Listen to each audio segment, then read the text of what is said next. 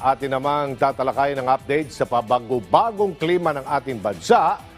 At makakapanayam natin si Commissioner Albert de la Cruz ng Climate Change Commission. Commissioner, magandang araw. Magandang araw po kasama Aljon sa ating mga kasama at sa ating mga nanonood. Opo. Commissioner, alam natin na napakalawak po ng usapin tungkol sa climate change. Ano ba ang pinakamalaking contributor o dahilan o sa ating nararanasang climate change sa ngayon?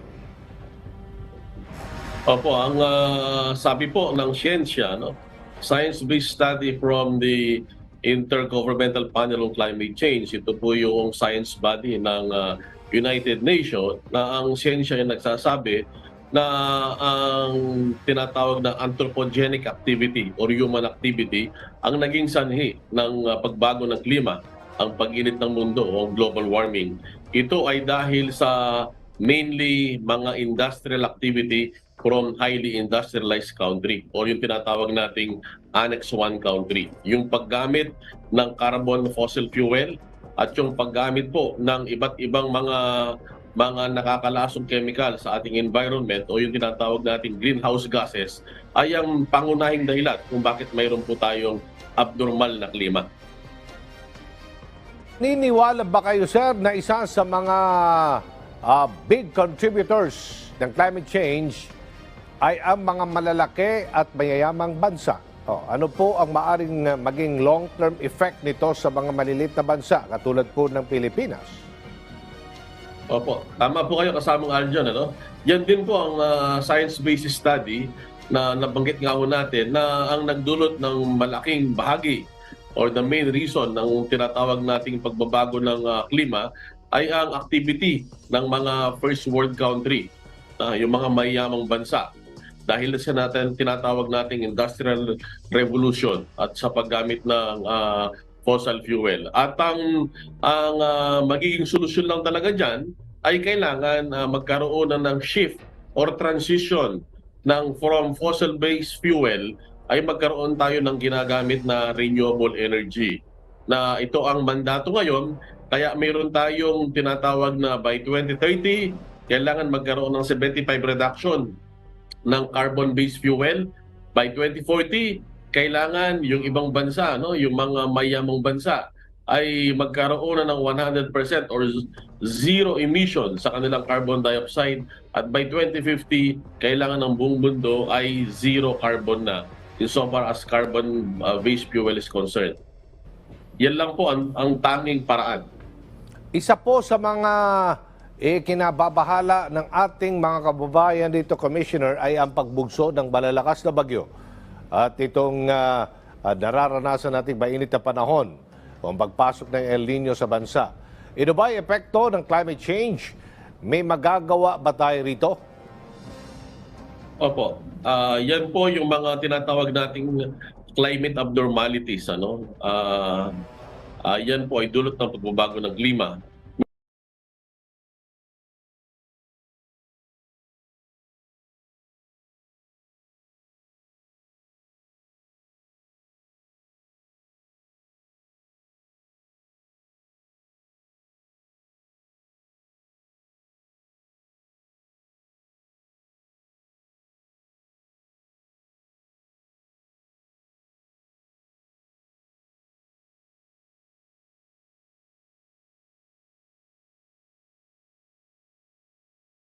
Measures.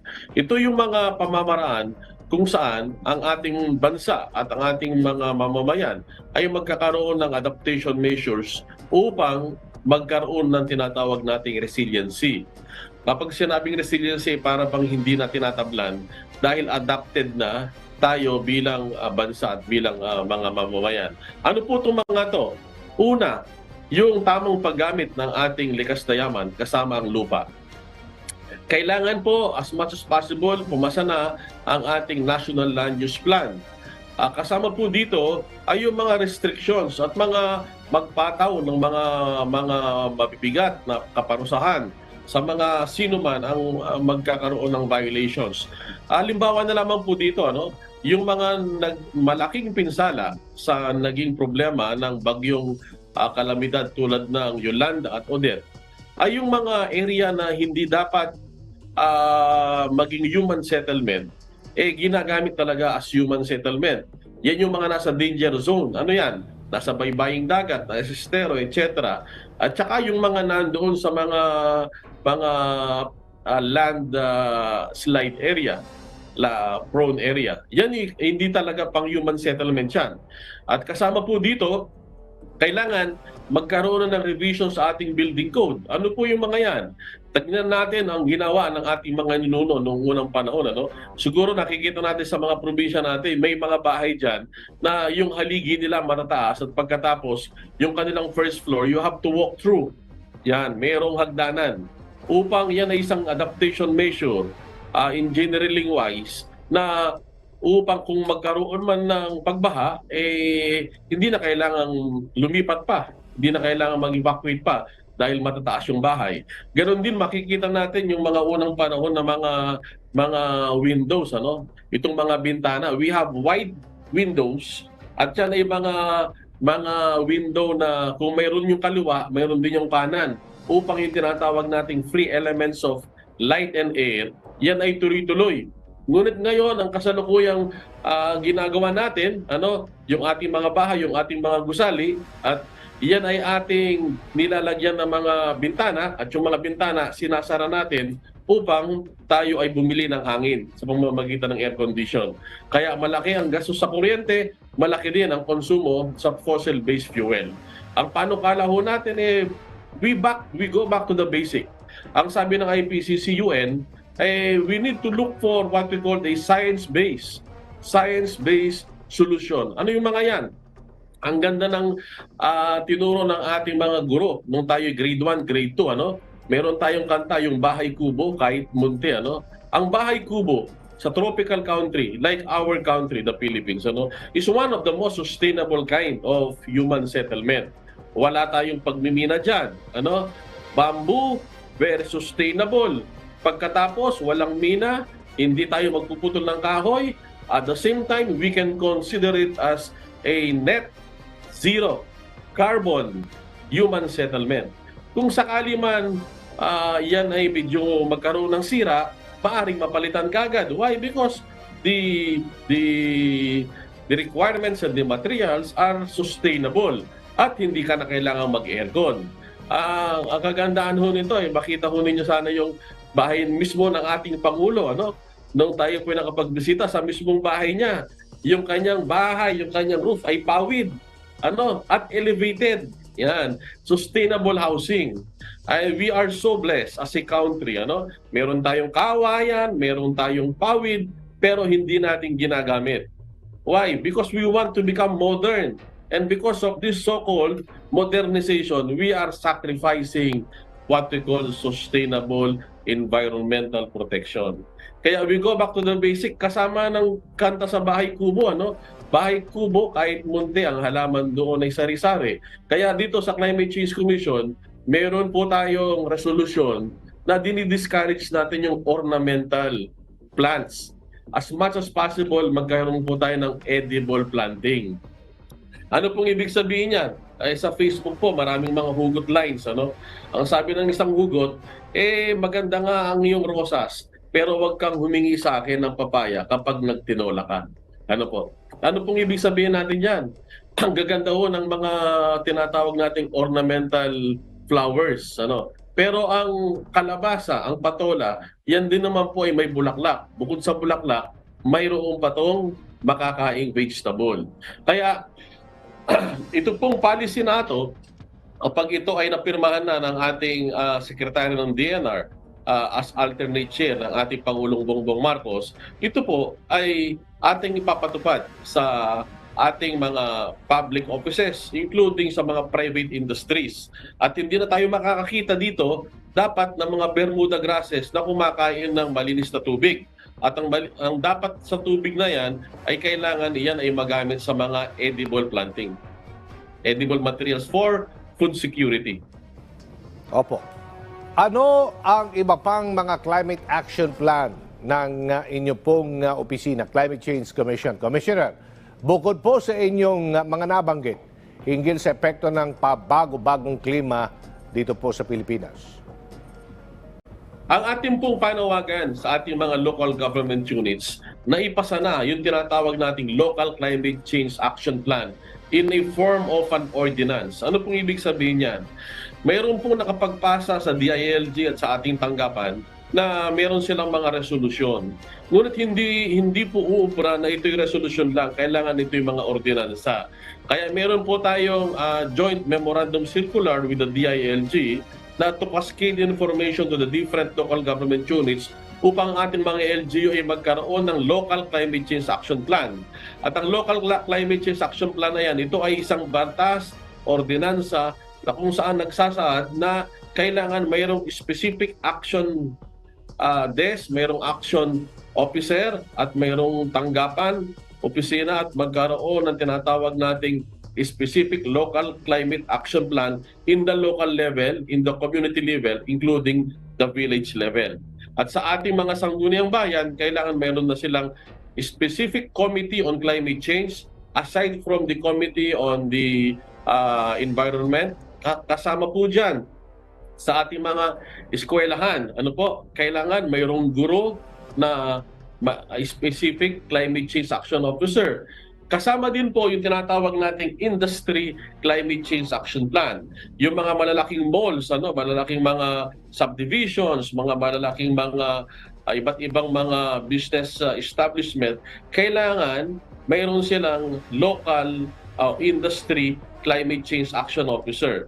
At ito po ay ang mismong magkakaskade ng iba't ibang information sa ating mga local government units, sa ating mga industry sectors, upang magkaroon ng whole of society approach and whole of nation approach sa ating giyera laban sa climate change. Itong giyerang ito ay hindi po ito giyera laban kung kanino man, pero ito'y giyera laban sa ating sarili. Yan.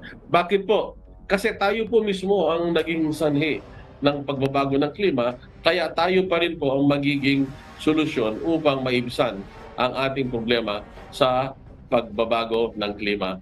We owe it not to ourselves but to the next generation. Ang sabi ng UN FCC, IPCC report, by 2030 magkukulang ang pagkain. By 2050 magkakaroon ng famine. At by 2050 we will breach what we call the 1.5, mahigit 2 degrees centigrade ang pagtaas ng ating temperatura. And by that time, taon-taon ang problema ng malalakas na bagyo, kamukha ni Odette, kamukha ng Yolanda, yan ay taon-taon. Kaya kasama Aljon, by that time with the grace of Lord, kung buhay pa tayo, yung mga apo natin ang magkakaroon ng malaking problema. We need to imagine ourselves, kamukha ko. Ako'y bit-bit ng aking apo, naghahanap ng malinis na tubig, naghahanap ng pagkain abang binabayo ng Odette. At tatanungin tayo ng ating mga apo, ng ating mga anak, anong ginawa natin sa ating mundo, bakit nagkaganito? And that is why we still have a very, very thin opportunity for us to reverse the problem by means of planting trees, huwag magtapon ng basura, maglinis sa kapaligiran, at huwag gumamit masyado ng fossil-based fuel, at we have to shift to renewable energy. Ano itong whole of nation and community approach na sinusulong ng pamahalaan, sir? Ano ang maaaring gawin ng mga kababayan natin? Opo, yung pong whole of nation approach and whole of community approach, ang ibig sabihin po niyan, lahat ng mga national government agencies, local government agencies, yung whole of society approach, including the private industry partners, including what we call the different homeowners association, yan ay magkakaroon ng kanya-kanyang action plan. Yan. Sa national level, we have what we call the National Adaptation Plan. We have the nationally determined contribution. Sa local level, you have the LCCAP or Local Climate Change Action Plan. And then we have also the Industry Climate Change Action Plan. Yan pong mga action plan na yan, yan po ay pinag-uusapan kasama ng lahat ng mga stakeholders. At yan yung mga, kumbaga, to lemonize everything. Yun yung mga patakaran. Yan. Mga patakaran. At ano yung mga commitment natin? Halimbawa, ang commitment natin na mula Halimbawa sa atin sa public sector, by 2030, ang lahat ng mga sasakyan ng ating pamahalaan kailangan ay e-vehicle na. At lahat ng mga gusali ng pamahalaan kailangan mayroon ng solar rooftop. At kailangan hindi na tayo bibili ng Bermuda grass, hindi tayo bibili ng orchids, roses. Kailangan lahat ng ating tanim ay namumunga upang mayroong pagkain, siguradong pagkain sa ating pamayanan. Ganon din po ang gagawin ng lahat ng sektor, pribado, kasama na rin ang simbahan, kasama ang paaralan. And that's what we call the only way for us to solve this problem through what we call whole of nation approach, whole of government approach, and whole of society approach. Kailangan tignan ng pribado at ng ating government sector na ang kanilang budgeting ay mayroon tinatawag na climate lens. Ano pong ibig sabihin yan? Kasama si nanay, kasama si tatay. Ang isang sikat na author na nagsabi na we can dictate the future of our world the way we consume. Ano pong ibig sabihin noon? Kapag tayo'y bumili ng produkto, tignan natin sa label o tignan natin yung best practice ng mga iba't ibang provider ng products and services. Do they have what we call a net zero carbon by 2030 or by 2050? If they have that program, we patronize them. If they don't have that program, then we don't buy their products or services. Bakit po? Kasi wala silang programa sa sustainability. At kapag wala silang programa sa sustainability, then they should not do business at all. Because ang problema ng COVID-19 is what we call a wake-up call. We need to wake up and we need to do our responsibility as business people and as a people na naninirahan. We live in one planet. Yan, kailangan po magkaroon ng inchoate responsibility lahat ng sectors. Opo, nagkaroon kayo ng partnership with Armed Forces of the Philippines, Commissioner, para sa pagpapatupad ng inyong mga programa upang tugunan ang epekto ng climate change. Ano po ang detalye tungkol dito? Opo, at tayo po ay natutuwa na sa pamamagitan ng Armed Forces Chief of Staff, tayo po ay nagkaroon ng partnership at kamukha po ng nalalaman ng lahat, mayroong malawak na lupa ang Armed Forces at tayo po ay mayroong short-term program through Memorandum of Agreement na ang malawak na lupa, more than 500,000 hectares ang kalupaan ng Armed Forces sa buong bansa. And a portion of which will be used for carbon sequestration program. Ano po? At ang carbon sequestration program, ang mga halaman po na yan, ay ang humihigo ng carbon. Pangalawa, yung tinatawag ho natin food security. Ang food security po program, magkakaroon ng intercropping ng mga halaman for carbon sequestration program at yung mga tinatawag nating mga food security program, mga short crops at saka yung mga iba't ibang uri ng gulay. Sa pamamagitan po niyan, yung mga idle land na tinatawag, yan ay matataniman. And we will reduce what we call the heat index so far as yung init na ating nararamdaman at yung mga iba't ibang uri ng bagyo, yung mga kabundukan na maraming mga halaman, yung mga perennial trees, yan ay nag-avoid ng landslide at nagpapahina ng iba't ibang uri ng mga bagyo na tumatama sa ating mga kabundukan. So, we thank the AFP for having this open arm to support our fight against climate change. Kaya ito po'y giyera para ating maresolba ang problema sa ating climate change kasama na ang kulang na pagkain. Kamukha lamang po, I will give you an example sa aming Aljo.